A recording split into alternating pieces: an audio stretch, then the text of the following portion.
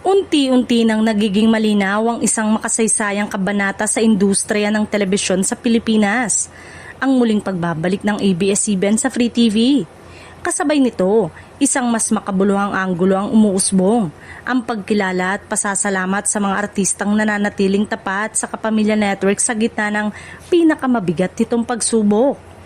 Ayon sa mga ulat mula sa loob ng network, isang bonggang anunsyo ang kasalukuyang inihahanda ng ABS-CBN para sa mga loyal Kapamilya stars. Mga artistang piniling manatili kahit may mga alok na mas malaking exposure at mas mataas na bayad mula sa ibang network. Sa panahong ng krisis, pinili nilang manatili at maniwala. Ngayon tila panahon na upang sila naman ang bigyang pugay. Hindi naging madali ang pananatiling tapat. Sa mga nagdaang taon, maraming Kapamilya stars ang nakaranas ng limitadong exposure matapos mawala ng prangkisa ang network at umasa lamang sa digital platform, cable channel at piling Free TV partnership. Gayunpaman, hindi nasayang ang kanilang sakripisyo.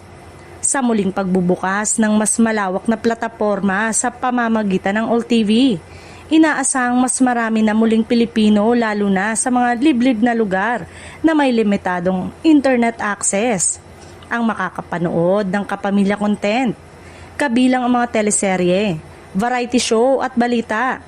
Kasabay nito, inaasahang muling sisigla ang karera ng mga artistang matyagang nanatili sa network.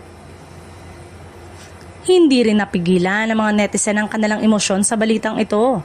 Sa social media, umani ito ng positibong reaksyon kung saan marami ang nagsabing patunay ito na ang katapatan ay may katumbas na gantimpala. May ilan pang nagbahagi ng kani-kanilang listahan ng mga artista sa tingin nila ay nararapat bigyan ng espesyal na pagkilala, mula sa mga veteranong aktor hanggang sa mga bagong talento na tumangging lumipat ng bakod. Bagamat inaasahan ang mas matinding kompetisyon sa ratings sa muling pagbabalik sa Free TV, nilinaw ng ilang obserbador na hindi ito ang pangunahing layunin ng network. Mas mahalaga umano sa ABS-CBN ang muling maihatid ang serbisyo at kwento sa bawat Pilipino saan mang panig ng bansa.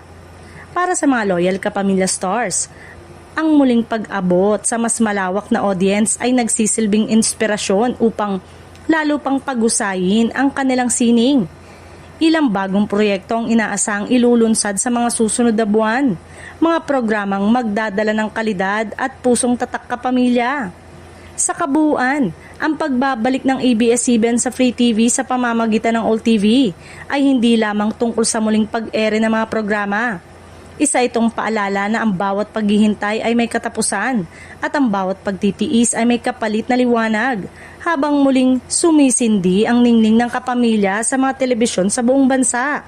Dala nito ang pasasalamat sa mga artistang nanindigan at sa mga manonood na hindi bumitaw.